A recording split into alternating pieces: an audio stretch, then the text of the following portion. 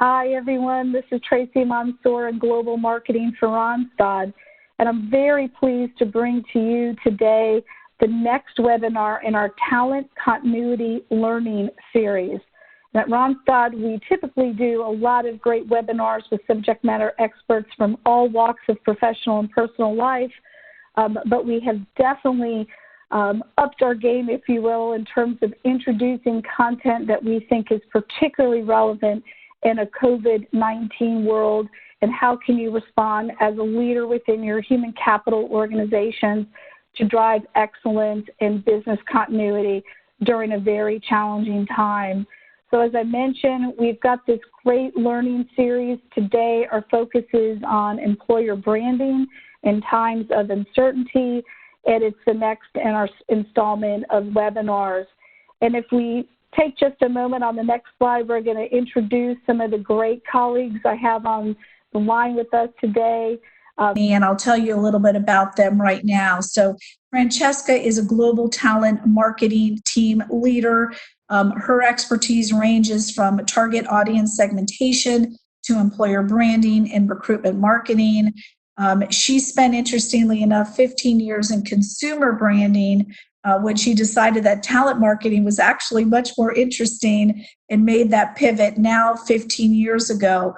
She's been with some of the biggest blue chip brands you probably know well, the likes of Deloitte and Goldman Sachs. Francesca is joining us today from London. Thank you, Francesca. And I'm happy to have my colleague Jeannie Shad also on the line today, joining us from the West Coast of the US and California. Jeannie is our talent solutions practice leader. She helps customers retain employees and keep them engaged through RiseSmart's talent mobility solutions practice. Jeannie is an ICF certified executive coach with 16 years of coaching experience and expertise in the field of career development. So we're happy to bring a couple of the most renowned experts on this particular topic with you today to tell you a little bit more. And I think what's really important to note about this particular webinars and the others in our series, again, that we've tailored to a COVID-19 world and climate, is that you are going to understand strategically some of the things you should be working toward, but also the very practical insights you can instruct and coach and advise your teams on at all levels within the organization. So just to set the stage, we'll give you a little bit of a preview with this next slide, and basically, let you know that this is a time where if your organization doesn't represent itself authentically, chances are your talent, your current team members, your clients, prospective customers aren't going to forget and probably more adversely forgive. So take this opportunity to think about what you could do to make this experience in a very trying time the most authentic. And as we talk through this session over the next hour, to see what you could do practically to ensure that happens. And just a quick mention that the deck that we will send you, the recording, etc. There will be a link to this particular white paper, Managing Your Employer Brand During a Crisis, that Francesca authored. Jeannie and her team also have some great content to take advantage of. So we'll be following with that information if it's relevant to you. So on this next slide, I think it's a great just update on what you're going to learn a little bit about today and a highlight of these 10 ways or practical tips, as I'll call them, in terms of where we'll focus our time and energy today. And again, where you might want to focus some of your energies as a talent leader in today's complex climate. The transparency point I just made a moment ago, I think that's going to be first and foremost. How do we ensure we're all going through this process together? And we'll give you some practical insights on that topic. How do you adapt how you're delivering information, the tone in which you're delivering it to your different target audiences? I think that's going to be a critical takeaway. Your values and your promises should ground everything you're doing now more than ever. And that relevancy. Are you looking at the content you're delivering with, again, a COVID-19 view or perspective? We'll talk you through that. There'll be a lot of great people who will be retained in your organizations, even during the most trying times, likely your highest performers. how do you support them through the process? And then on the other end of the spectrum, if you will, coach the ones who are going to be leaving the organization potentially, whether that's temporarily or permanently, which is a very significant reality in today's world. You're hearing a lot, I'm sure, in the business pages and what you're doing day to day as a human capital leader on reskilling. We think that's critical to the equation and your organization's likely success. So that certainly will be a discussion point. Change is inevitable, that goes without saying, but how do you acknowledge, drive change, drive that adoption, and that more cohesive way of thinking and working as a team? And certainly innovation is happening every single day as a result of this crisis. How we're delivering these webinars, the people we're bringing into it, is an example of how our company has pivoted a bit. But we are seeing so many great learnings, and that proverbial saying about necessity is the mother of invention. We know many of you on this webinar today are absolutely adapting and innovating to respond more quickly to the business and the needs of your constituents. So we're excited about that potential outcome, and certainly we'll take you through more of the practical insights on that topic. So we're going to start with that number one trend or tip, if you will. So Francesca, I'll defer to you. Thank you very much. And, when we were, good afternoon to everybody, first of all, and giving you a little bit of history, how we put this pack together, we were thinking, what would we say? I was thinking, what would I say if I met any of my colleagues or any of you in a lift for 30 seconds, and we just had 30 seconds with the question, what would you do? What is the most important thing? And I thought the most important one is complete transparency, which doesn't mean, being brutally honest, but being totally transparent with you within your tone of voice, whatever is the decision you need to take. And it might be a harsh and a hard decision to take. You need to bring people along this journey with the most honesty that you can. People will appreciate that sometimes what you need to do is not what you would like to do, but at least they know. And just to go back a little bit on human behavior, why is it so important? In these hundreds of years, humans have become very sophisticated, but there are few points that do not change. So all of our primordial emotions like joy, fear, anger, and others are quite fundamental to the way we work and the way we function. So fear helps us to avoid danger, and anger helps us to challenge danger and defend our territory. Joy helps us to remember this experience has been beautiful. I want to repeat it. It's good for me. So in moments like these, the primordial aspect of human beings resurfaces even more. So people are feeling fear of the future, fear of what is going to happen, fear for their lives and their work and their families. So if they associate you with the feeling of fear and you become a danger to them and they don't know what's going to happen, because of the moment, because it's such a deep emotional moment, they will not forget. So it's not that little fear that then goes away when the moment goes back to normality. It's going to become nearly unremovable from their brain. And I was thinking, I was speaking to some of your colleagues in Poland just an hour ago, and we were thinking, practical example, what does it mean being transparent? Making sure that if you've got talent communities, it's very clear that in this moment, maybe there are no opportunities, or even on the website, or even on the application, on the job description, making sure that it's very clear that you cannot recruit now and you don't know when recruitment is going to open, if that's the case. But keep the engagement, be warm, creating the relationship in total transparency, and the same with your people internally. Just let them know what you are facing and what might happen without scaring people to death, but being totally consistent with the truth. Precisely. Let me just add to that, Francesca. That transparency for building trust is so important right now. Trust is how we're going to get work done quickly. I have a great example of this. I was speaking with somebody who's in an organization who is going through significant disruption right now. She's in the travel and tourism business in a global company. And I was checking in with her to see how she was doing. And her first response was things are very, very different and there's a lot happening.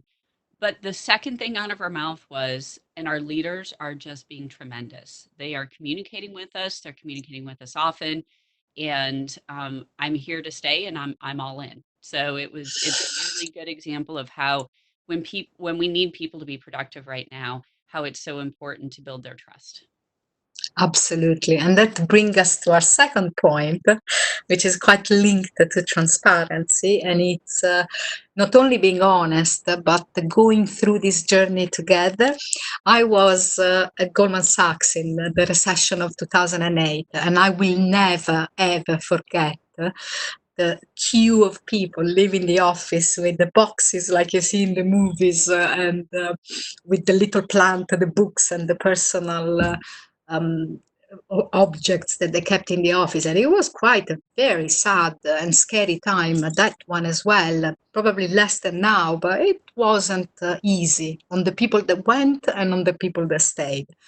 So I do remember it very well. And I remember even in people like me that don't expect people to behave always perfectly, because I'm quite, I'm an anthropologist, so I'm quite a believer in normal human nature. But even I remember I felt a little bit of anger where most of the companies hit by the recession were paying big bonuses to the leaders or were rewarding leaders even from big failures while people were on the street without a job. So I genuinely think we all learn from that period. In fact, I'm seeing a completely different kind of behavior from all the industry as of now. And I'm seeing the leaders from the top asking sacrifices only if they first took the biggest cut and the biggest sacrifice. And it's something that fills me with hope and joy that, we don't go through pain for nothing without learning a lesson.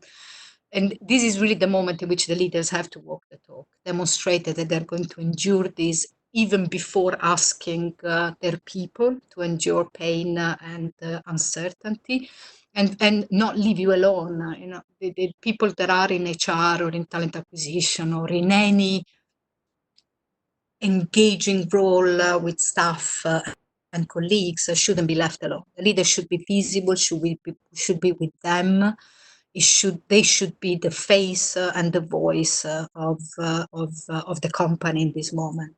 And just another example that I was thinking about enduring, it especially, and this happened during the recession as well, that the most of the offers that were given to people were withdrawn, and a lot of graduate programs were cut for 1 year. So people that had invested a year to get a job were without a job in September. And I hope to see a change. Unfortunately, especially for the graduate program, I've seen quite a few examples of graduate program being cancelled.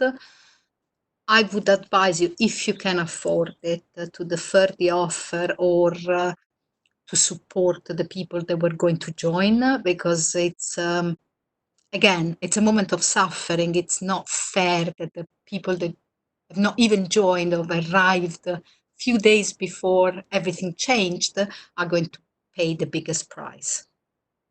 This is really where that corporate social responsibility efforts that we've done for the last 10 years are beginning to pay off, as well as all that attention that HR leaders have paid to the employee experience. You can see that those factors are coming into account in how companies are managing through this and doing so in a very different way than they did in 2008, 2009. Absolutely.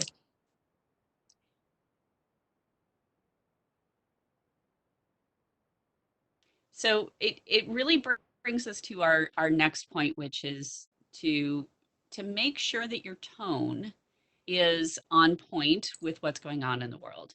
And this can mean several different things. This can mean the tone that you have out to the world, out to your candidates, out to your customers, but also internally, how you're talking to your own employees and even people on your team.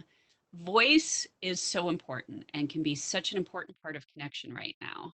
And people need connection. Voice, in addition to wardrobe and background and other environmental factors when we're all connecting with each other like we are today. And as that line blurs between personal and professional life, we invite you to be authentic. We think authenticity is really what's resonating with people in this environment where people are so hungry for that connection.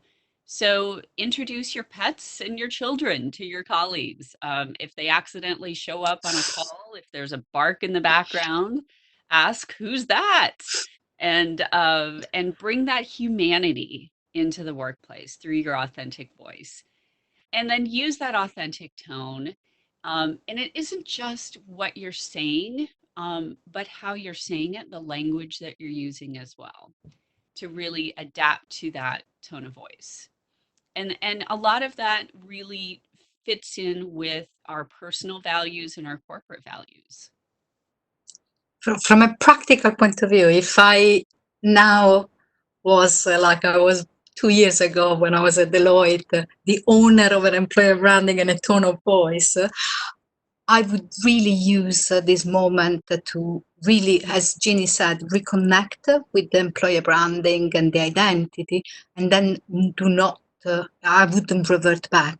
It's you can discover new ways of connecting with your employees and with your candidates that might be absolutely successful even for the future. So you never know what you could discover in these trying times. And that brings us to the next point, which is really in this moment, let's pretend that we are in the storm and the sky is quite dark and you cannot see very well because there is wind and tempest and a little bit of fog. The guiding light for you should be your employer branding proposition and your EVP. So when we design scientific and artistic, because an EVP is art and science at the same time, when we design an EVP or an employer branding, that should be really always, even in times of peace and prosperity, should be your heart and soul, your voice, your identity. In this moment is even more important because you might have to give bad news. You might have to take decisions that you really wouldn't like to take. But if at least you're guided in your communication, in the way you do it, by your identity, your EVP and your brand, people will not forget. So I don't know if you like me, like all of us, we are scanning LinkedIn and news and magazines and social media. And actually, there is not a lot more to be discussed apart from this crisis. And you can really see the behaviors of companies. And you will remember, like I will remember, who is keeping in this moment promises they made before and who's completely betraying them, and who is in the middle, in the gray zone, a bit confused. So I think it's the best moment to show your true color and the effect that will have on your people engagement and your attractiveness afterwards. It's invaluable. It's really true. And we've seen companies who have done this well, and we've seen it go not so well, because we do work with a lot of companies at a time when they're going through significant change and disruption in their businesses. And certainly those who are able to stay true to their values can stay connected to their employees, even if those employees are forced to exit the organization. I would add just one point, but it makes sense also with the relevance. Especially in the UK, but in a lot of countries, diversity and inclusion is a very important matter. So companies work hard to demonstrate that they care, and they don't do it just to reach targets, but because they really care of having a diversity of human beings in personality, in background, in ethnicity, in gender, in anything. They really want that richness, and they don't want to be represented just by one dominant group. So it will be really essential what you are doing today, to not lose diverse talent or not to lose the trust of diverse talent. So if you really care about diversity and inclusion, this is your time to shine. And that brings me to the next point. Are you, it's bizarre. The first, I think we all, it took for all of us a couple of weeks to adapt to the radical change of life from one day to another. I remember coming back at the end of February from Germany, where I had a meeting and a workshop with colleagues of mine. It was normal. I was in the airport. Came back home in London, and that was, I think, the last time I moved outside of my house. And it took me a couple of weeks to understand what was going on. But I think it took even longer to companies to think it's our website relevant anymore? It's our social media, the old social media we created a month ago, or have we adapted it and changed it? And it was so bizarre to see many companies continuing to publish content that was not relevant, or exactly the opposite, going too much, just talking about it without any other outlets of communication and other messages. And of course, it's not easy to update content, but I think, but here as well as Jenny says, for the other topic, I've seen amazing example. I've seen really bad example. A company that I will not name, which is quite big, really had the same old content for a month, started to change and be relevant in April, which was a full month of transition. And, I would have fired the social media manager, but that's another story.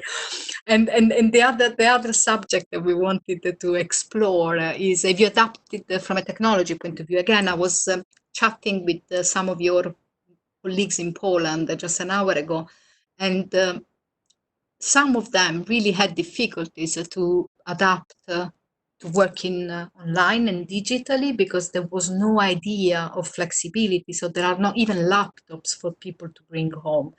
So some companies, especially offshore in countries like India, had to shut down everything because there was no thinking of contingency or digital or flexibility or agility. So it's quite bizarre, and I do hope that after this, one of the positive effects is that every single company will have more contingency plans, more digitally enabled methodology, and really are more agile in the way they work. If one good things will happen, this is it for me. Certainly. And that relevance really goes to how you speak to your employees, and recognizing that there are employees that in the end out of this will be staying with the organization, and there are employees who will be forced to be furloughed or laid off. So let's talk about those employees who stay and what we can do to support them.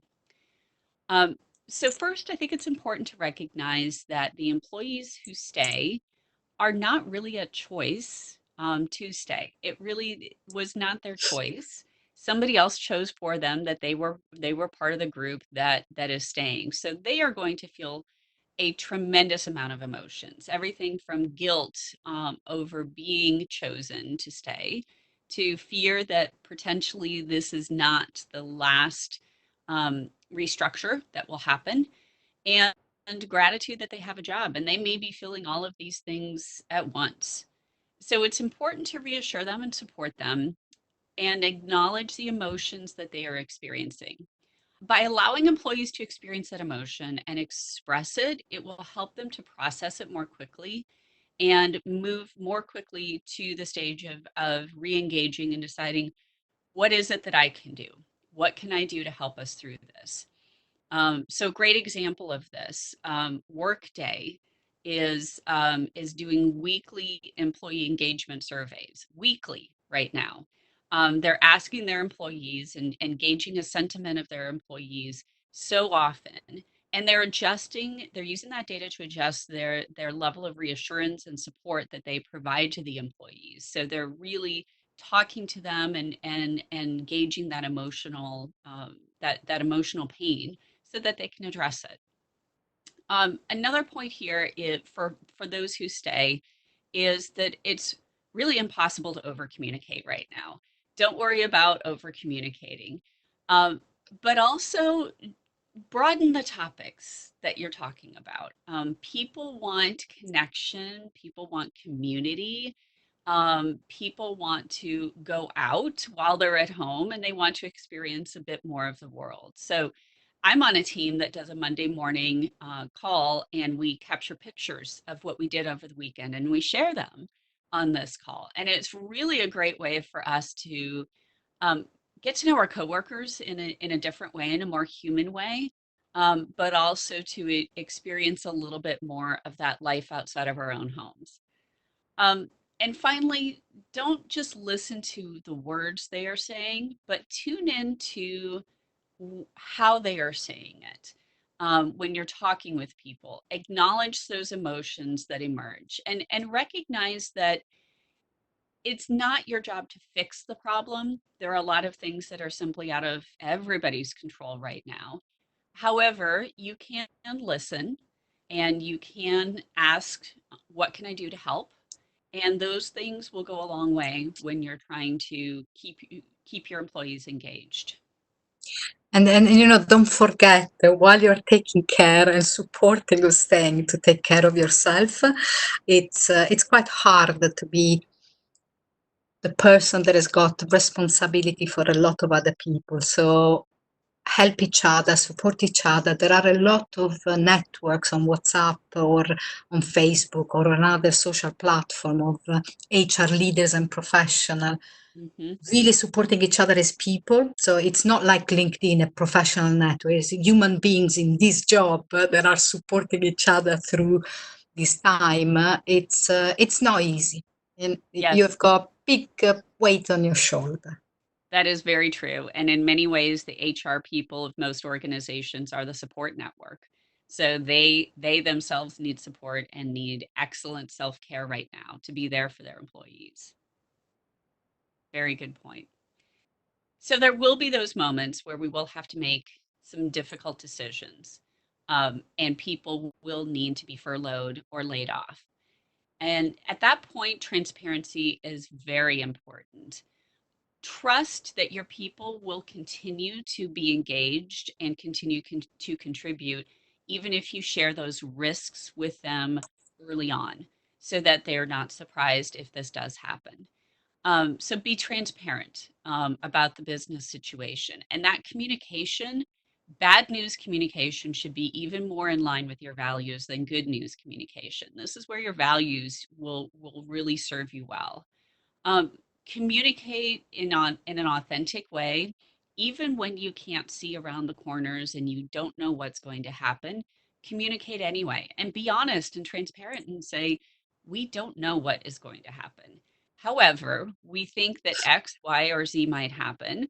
And if each of those things happen, this is our plan as to what we're going to do. Um, and then consider alternatives to exiting employees. Are there other things you can do first to utilize those employees internally? On a micro scale, if you're a manager having to do layoffs, are there other internal connections you can make for the person within the organization? At the organization level, can you consider a redeployment program to precede a layoff? Francesca, we're seeing so much more of this right now, where companies are really looking at alternatives because they know they have hiring needs in other parts of the organization. And even examples of different companies sharing talent and lending talent from one to another in order to keep people working. Um, so The other point is that most companies, however, when you are forced to let go of good talent, you need to be very conscious in how you deliver that news. So when an exit is necessary, be concise, be direct, be clear in that notification. Do it one-on-one. Face to face certainly is not an option right now for most of us. However, you can do as we're connecting today on video, on camera, and connect with people one on one and rehearse that message early and ensure your listener understands. Sometimes we do see managers and HR people when they deliver this message, they get very caught up in the business reasons, so caught up that the person loses them and doesn't quite understand the message that's being delivered. So ensure that they understand this and ensure and be clear that of course these are the business reasons, but this is the result that we're forced to do. And for those who exit, support them in connecting to new positions. Help them get prepared with resume services, um, with their LinkedIn profiles, and with connections to other companies. We're seeing some incredible examples of this right now. Startup companies in the Silicon Valley here in California, many of them have had to let go of really, really fantastic engineers because startups simply have a shorter runway than a lot of other businesses for their operational expenses. And some of these companies have actually used their marketing resources to start advertising this talent on their websites. So they're actively shopping that talent out to other companies and doing so without any expect of reward or return, but just because they believe in their people. Yes, and then talking about the deep core human skills, it's sad that we had to have this situation to learn it even more, but resilience and problem solving will be fundamental. They are always fundamental traits of human beings. These are situations in which you can support people to develop it even more. Certainly. And there can be with the right support, there can be some positive outcomes for people that even when they do have to leave the organization.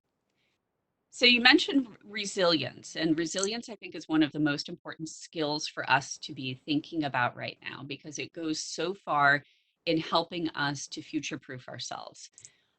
So along these lines, this is an opportunity for you as a leader to reskill yourself, to encourage those on your team to reskill, and for the organization to encourage programs like this.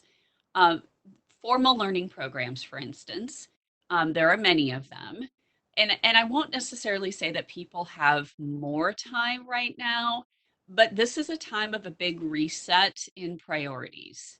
And so there could be an opportunity for a person to take advantage of that and to follow something that interests them and to make that a priority, to reset their own diary or their own calendar.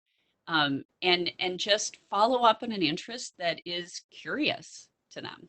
It may or may not be related to your day job, and we think that's okay because there are many different ways, as you'll see here, to contribute to the organization. And this keeps a person engaged who might otherwise become disengaged with all the distraction going on right now. Also consider those less formal reskilling programs. We've seen for about a year this trend of internal gigs or project teams emerging to help get the work done in a very scrappy and entrepreneurial way, but also it serves a secondary purpose of reskilling somebody and giving them opportunities to learn by trying something new, and of course develop new relationships. We're seeing this in the COVID crisis happen at a very rapid pace, and many companies encouraging this and setting up systems for this, apps, Slack channels, using their applicant tracking system to set up internal gigs are all things we're seeing right now. So, along those lines, do encourage your employees to contribute skills that they possess that are outside their current job description. And this is that concept of bringing your whole self to work. Um, this has, I would say, been accelerated by the fact that we're all working from our homes and We are illuminating and displaying a little bit more of our personal selves right now. And this is a good thing for the workplace. This will allow us as the workplace to tap into skills that people have not shown before, and to promote contribution in a new way, because this is where ideas can emerge, and let those hidden gems emerge. So one way that we promote doing that is to make sure that you are offering tools to everybody, not just the high potentials. Everybody should have access to learning. When you do that, we have seen this phenomenon happen where people and skills emerge from very unexpected places around the organization. And Francesca, to your point earlier about diversity and inclusion, this is a fantastic way to get diversity of thought, is to provide tools to everybody so that they can reskill and learn. And you will find that new ideas emerge from very different places. And I can see a question on the Q&A that is quite relevant to this point. So somebody's asking, sorry, I can't read with the sun in my eyes the name of you, but I appreciate your question very much. So the question asks if companies are considering part-time or reduction of hours or unpaid leave to protect more people. And I can absolutely say that this is probably what is happening the most, especially in UK there is the furlough government scheme that is protecting a lot of people, but everybody is making a sacrifice. And the beautiful opportunity here is if a person goes to 4 days a week to support more vulnerable colleagues that maybe cannot take the cut, what a better opportunity to spend that other day by learning, by reskilling, so that you have value back and you can use that time to learn. I know a lot of my colleagues and a lot of the people I know in the industry that are taking opportunity to learn amazing skills, professional and non.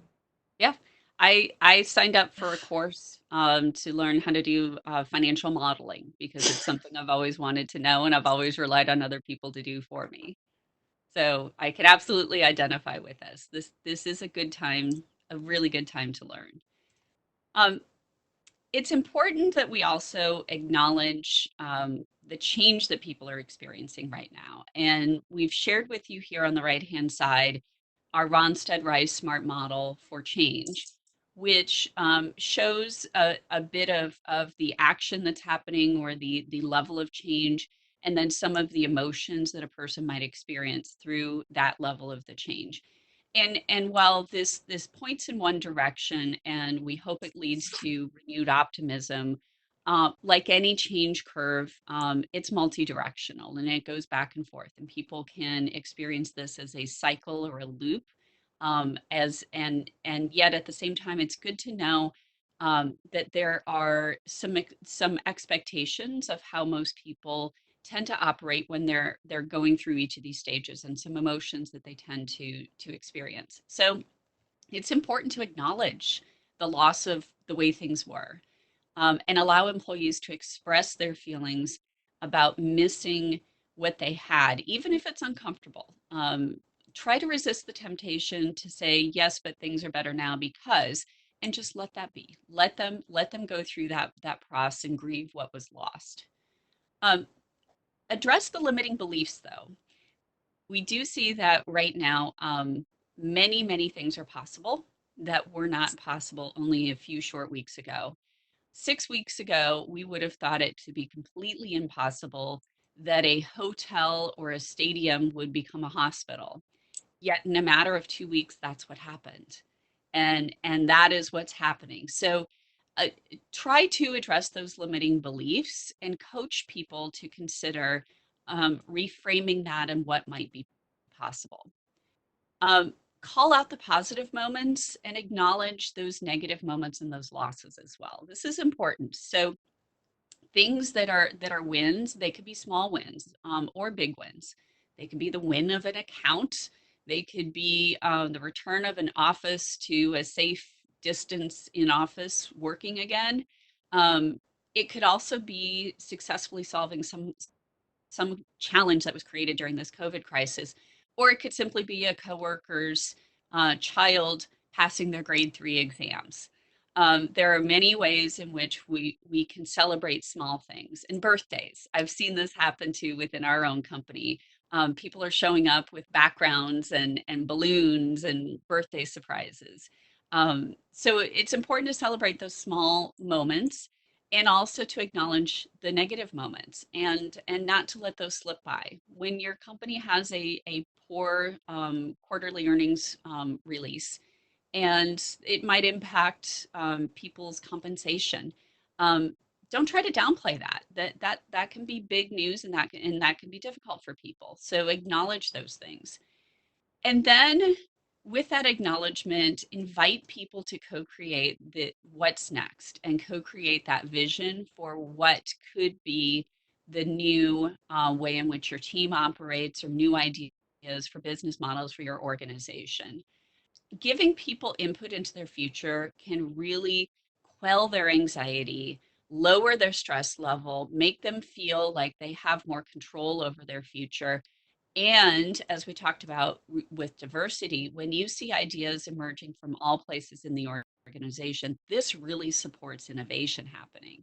I know you'd agree, Francesca. Absolutely. And I can see an amazing question that it's very relevant with your Sure. change model, and they're asking, given that there are not a lot of open vacancies, the turnover and budget cuts, it's not a good moment to recruit. What do you do with your recruitment marketing and talent marketing comms and strategies? And that's probably my bread and butter every day. I've got a couple of examples on this. First, acknowledge a change. In the sense, you cannot just cut everything because you don't have money anymore, or do what you did because you're not keeping relevant, and acknowledging change. One of the most beautiful initiative that I've seen is changing recruitment marketing, just like industry are changing their products. So like companies that produced aeroplane engine are now producing ventilators, and there's a beautiful Italian company that produced a digestive liquor that is now producing hand sanitizer for all the doctors in Italy. So how industry are reconverting and people are reconverting, recruitment marketing in this moment should reconvert and become a service. So reskilling, helping, supporting, using recruitment marketing as a service to society, people, clients, partners. I think it's the most beautiful change you can do, and also be very transparent. And again, it goes to the first point. Even if you are continuing to collect application, or you've got a talent community, convert the way you're using those tools, being very transparent and very honest, and create a connection. I think and it's bizarre and it's real, but the more we go into physical distancing, the more connection is the key human reaction. Yes, it certainly is. And I think you've brought up a really good point too about the ability for people to have to be able to apply their skills in a new way. So for instance, your example of recruitment marketing, there are so many transferable skills in that skill set. We talked to a company that is in the tech space who is has taken all of their external recruiters and has reconfigured them and reskilled them to answer their customer support tickets. So and there are so many examples of this. I've got dozens of them that where companies are immediately recognizing there's something you know how to do that we can apply in a different way. So think creatively. Absolutely, and really, it's I don't know, you all know the story. It's been told many times during these days of Newton discovering and starting to think about the gravity laws while being isolated from society during the plague that they had, the pandemic that was actual in those days. It's a time like this, and we've all seen it in history, can produce the most creative thinking and the most lateral thinking ever. It's a trait of human nature. So, and it's very strange to be innovative in this moment because you feel excited. You've got the space, the time, and the pressure to innovate, but at the same time you feel guilty. You're experiencing this excitement in a moment that is very sad and very traumatic for people. And I think one of my colleagues, the head of learning and development globally, Wes, has had a webinar on emotions. And one of the things that hit me the most is this ambivalence of emotion. It's okay to feel excited and scared at the same time, guilty and creative at the same time. It's just accepting who we are and just, taking advantage of the fact that innovation might just happen by default, as in every difficult time. And one of the aspects of innovation that I really want to underline, and we were discussing this really in depth today to this in Poland meeting I had earlier.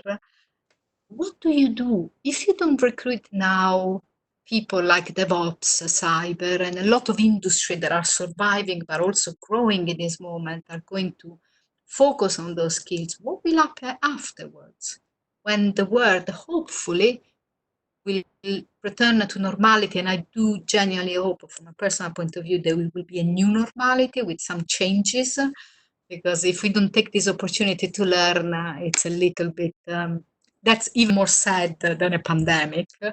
So what will happen when you want these digital people again? What will happen if you have frozen recruitment? And honestly, I don't have an answer. I'm not telling you continue to recruit these critical digital people. I don't know, but it's a question we need to ask ourselves. I think this is the moment in which you have to ask more questions than you have ever asked in your life. Certainly. And I think it goes to the point of considering what might not have been reasonable in the past, and what we've been able to do. And I think when the masks come off, and when in the whatever future looks like, we'll be amazed at what we were able to do during this time. And I think it will open up a new world of possibility for many companies. Yeah, and many companies are really doing miracles. Yes. And of course, we call miracle what we think it's impossible. That's true. Very true. No, very exciting and diverse time, to say the least. And I think for all of us, this is a moment in history that we will not likely forget.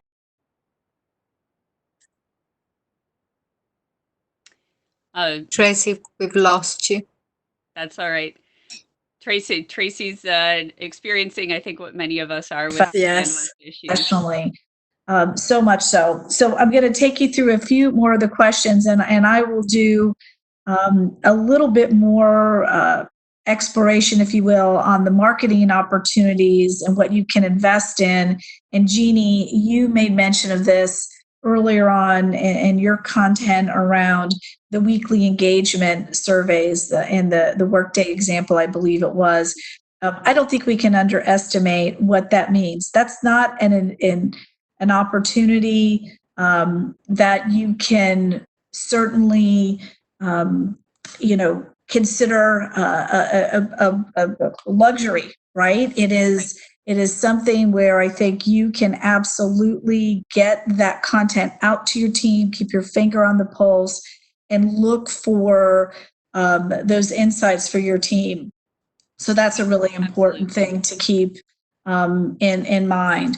And certainly, one of the things that has come up in some of the questions, and I understand that I'm getting perhaps a little buffering issue, so I've turned my camera off. But what are companies doing in terms of internal jobs? And Jeannie, I know Randstad Smart are experts on what we would call talent mobility Can you speak to what companies can do and what I'm calling redeployment or again mobility? Absolutely. So it is taken on a heightened interest right now as companies are certainly looking for ways to use talent and maximize the talent they have, especially if they have needs growing in one area and shrinking in another.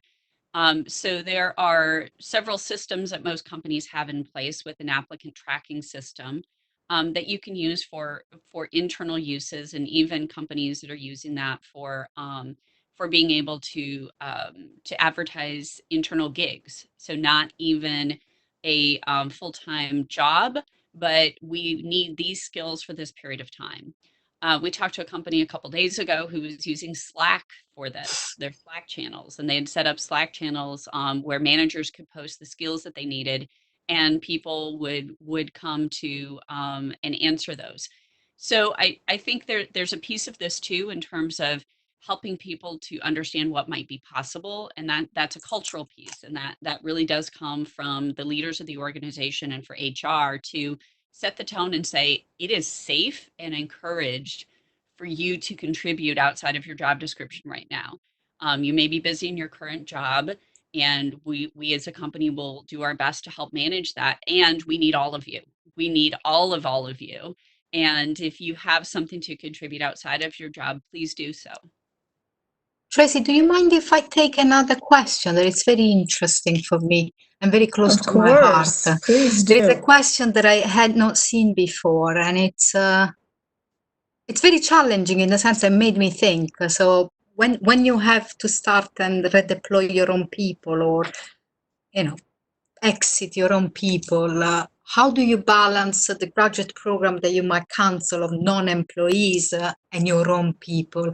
And it fascinates me because these are the kind of questions we have to ask ourselves. Not asking the question is the danger. And I don't have an answer.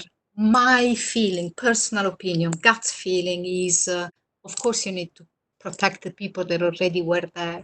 But instead of canceling a graduate program, can you defer the offer? Can you, ask young people to wait a few months, 6 months, and then maybe have the elasticity and flexibility to start a graduate program at Christmas, celebrating freedom again instead of September or January. Be creative, and the other thing that it's important to me, I think a society or a company that doesn't take care of the young people and the next generation, it's a society that will struggle in the future because we replicate always the same model. But again, I don't have an answer. I just expressed my feelings on it. No, great question and great feedback. And another one has just come through. In times of crisis, it's so important to invest in corporate social responsibility and implement this, as a core part of the business. Do you have any tips on how to implement, KPIs around, this inclusion, diversity and inclusion? What is it that companies can do during this time to, as I'll call it, take a moment's halt and look at some of these processes and ways to measure in perhaps a new and different way? So, Francesca, do you want to try that? Yes, the diversity, it's probably one of, again, I say this for every topic, so it looks like I love them all, which is probably true. Diversity and inclusion is one of the love of my life, probably because I live in another country, and my way of thinking, it's very different from the way of thinking I found in corporate. So I've always felt a little bit of an outsider, so it's very close to my heart. And I think 3 quick answer. A, whatever you do now, it's your diversity and inclusion. So the way you take care of your people, take care of your candidates that you cannot hire anymore, take care of society, use every channel to support will be your diversity and inclusion message for tomorrow, because you are taking care. At the end of the day, diversity and inclusion means you care about people. The other aspect is exactly what Jeannie was saying earlier. It's not just about gender diversity, of ethnicity. It's about diversity of thoughts. this is a moment in which you can look at introverts and really understand the value they can add to your company. So I would have a KPI of promotion rate of introverts in a company. All the scientific and very pragmatic analysis I've done on this subject, which is very close to my heart because I'm an introvert, demonstrate that introverts get promoted less than extroverts. Introverts get recruited and hired less than extroverts. So from my point of view, this is the moment not only to get KPI and taking care, but expanding your idea of diversity and inclusion and looking at diversity of human beings. Thought, behavior, the way you dress, body shape, age, everything. Absolutely. I would say the same thing, that ideas can emerge from many different places, and we're seeing more of these ideas coming from unexpected places right now. So if your team or your company is used to operating under a system of KPIs, don't change the system, but consider changing the KPIs. And consider things like what Francesca was talking about, or other KPIs that would have to do with new ideas or new conversations with new people, or other KPIs that will lead to the business objectives that you want, but will help people to focus on what you want them to do right now, which is listen and listen to a broader audience. A KPI is just a structure. What you put in it is what really makes the difference. Absolutely. And I think, what has been a consistent theme here today is just the flexibility rather in thinking and the way we're going to market, the way we're running our business, our teams, our departments. I know we had another great question come in from the webinar done last night in the APAC region, and I think it's a relevant one to bring up today. We had an organization say, hey, we've got a bunch of really talented recruiters, but they obviously, in our particular industry, are not doing a lot of hiring right now. And I think, so many of you have chatted us questions today around how do we consider other work arrangements? And I think this particular audience is one that has so many diverse skill sets and certainly can be applied to the gig work that Jeannie talked about earlier, other assignments that require outstanding communication, even sales skills, because at the end of the day, isn't what these very individuals are doing? So consider that redeployment, that mobility, applying critical skills in other areas. I think that's where your employer brand will really have the opportunity to flourish. And I think it's a unique time for everyone who's on this call today, this webinar today, to really make an impact in their business for the near and the long term. So we want to thank everybody for joining us today, Francesca and Jeannie in particular, and Suni for being our expert on the technology. We will follow with the materials we've taken you through today, as always, and look for our next webinar that will be 3 weeks from today, where we're going to bring you some best practice examples where companies are doing terrific work in responding to this crisis, again, with some very practical insights. So thank you guys. Appreciate your time and have a good rest of your day, wherever you're sitting in the world. Thanks so much. Bye-bye. Thank you. Have a lovely day. Bye.